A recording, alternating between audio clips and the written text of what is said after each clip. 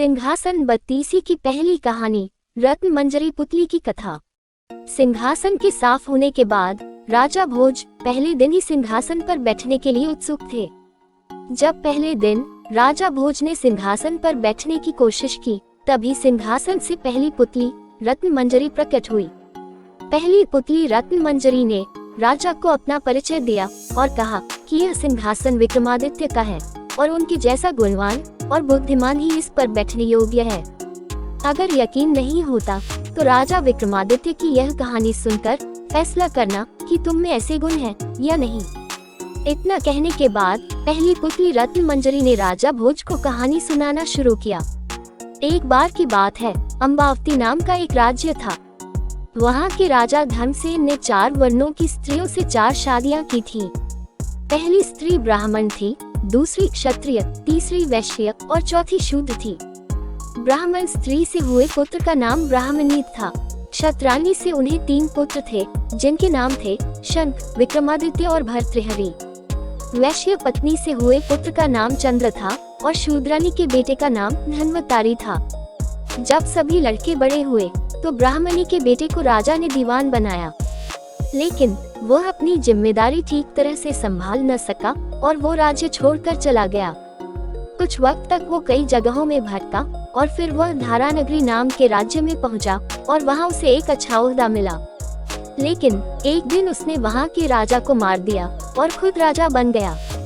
कुछ वक्त बाद उसने उज्जैन आने का फैसला किया, लेकिन उज्जैन पहुंचते ही उसकी मौत हो गई। उसके बाद क्षत्राणी के बड़े बेटे शंख को लगा कि उसके पिता विक्रम को राज्य का राजा बना सकते हैं। ऐसे में उसने अपने सोते हुए पिता पर हमला कर उसे मार डाला और खुद को राजा घोषित कर दिया। सभी भाइयों को शंख के षड्यंत्र का पता चल गया और सब इधर उधर निकल पड़े। शंख ने ज्योतिषियों का सहारा लिया और उन्हें अपने भाइयों के बारे में ज्योतिष विद्या के सहारे से पता लगाने को कहा। ज्योतिषियों ने बताया कि विक्रम को छोड़कर उनके सभी भाई जंगली जानवरों का शिकार बन गए थे। विक्रम अब बहुत ज्ञानी हो चुका है और आगे चलकर बहुत बड़ा सम्राट बनेगा। ये सुनकर शंख को बहुत चिंता होने लगी और उसने विक्रम को मारने की योजना बनाई।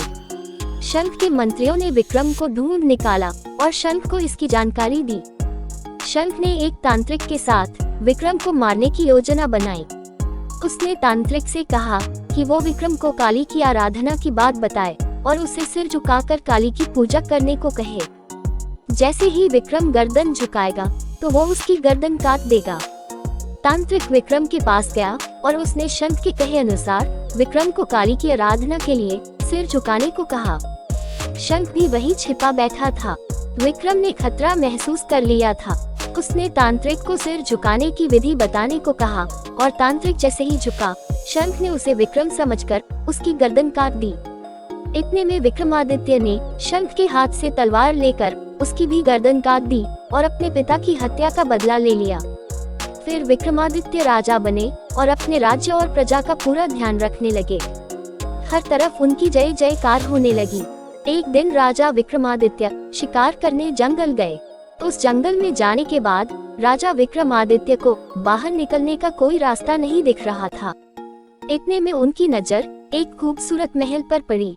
वो अपने घोड़े पर सवार होकर उस महल में पहुँचे। वो महल राजा बाहुबल का था। राजा विक्रम जैसे ही वहाँ पहुँचे तो वहाँ के दीवान ने राजा विक्रमादित्य को कहा कि वो बहुत मशहूर राजा बनेंगे, लेकिन उसके लिए राजा बाहुबल को उनका राज तिलक करना होगा। साथ ही उसने ये भी कहा कि राजा बाहुबल बहुत दानी है और जैसे ही विक्रमादित्य को मौका मिले वो राजा से स्वर्ण जड़ित सिंहासन मांग ले। ये स्वर्ण जड़ित सिंहासन भगवान शंकर ने राजा को भेज दिया था। वो सिंहासन राजा विक्रमादित्य को सम्राट बना सकता है। राजा बाहुबल ने विक्रमादित्य का अतिथि सत्कार और राज तिलक किया। इस दौरान विक्रमादित्य ने सिंहासन की मांग की और राजा बाहुबल ने विक्रमादित्य को उसका सही हकदार समझते हुए बिना संकोच सिंहासन दे दिया। कुछ दिनों तक बाहुबल के महल में रहने के बाद राजा विक्रमादित्य सिंहासन लेकर अपने राज्य वापस आ गए। सिंहासन की बात दूर दूर तक फैल गई। हर कोई राजा विक्रमादित्य को बधाई दे रहा था। इतना सुनाते ही पुतली रत्न मंजरी ने कहा कि राजा भोज, अगर ऐसा कोई काम आपने भी किया है तो आप इस सिंहासन पर बैठ सकते हैं। ये कहने के बाद पहली पुतली रत्न मंजरी उड़ गई।